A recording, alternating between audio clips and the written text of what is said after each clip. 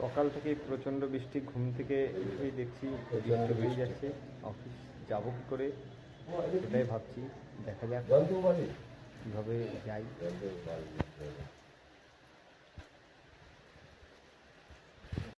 প্রচণ্ড বৃষ্টি, বৃষ্টির মধ্যেই এখন আমি বেরিয়ে পড়বো।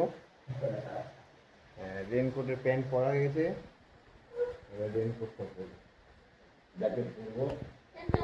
বাঘাযতীন স্টেশন থেকে নেমে অফিসে যাওয়ার পথে উঠে বাপরে বাপ, যা বৃষ্টি আর জল জমে গেছে, পুরো সমুদ্রের মতো হয়ে গেছে, জলই জল। অফিস পৌঁছে যাবো এখন। তো বৃষ্টির মধ্যেও অফিসে পৌঁছে গেছি, আমাদের সমস্ত কাজ চালু হয়ে গেছে। অভিজিৎ দা, বলো তুমি কিভাবে এত কষ্ট করে আসলে? আরে সব দিকে তো যানজট চলছে, ট্রেন বন্ধ, কলার পাতায় ফেলে দিয়েছে।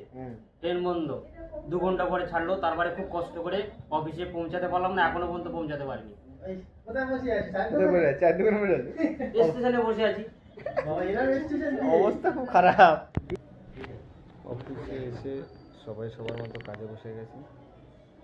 অভিজিৎ দা ফোনে ব্যস্ত, তা ভেরিফিকেশন। ঠিক আছে, আমি কথা বলুন আপনার সঙ্গে। আমিও কাজে বসবো, এটা আমার ডেস্ক, এই ডেস্কে বসবো এখন কাজ শুরু। আমি দুটো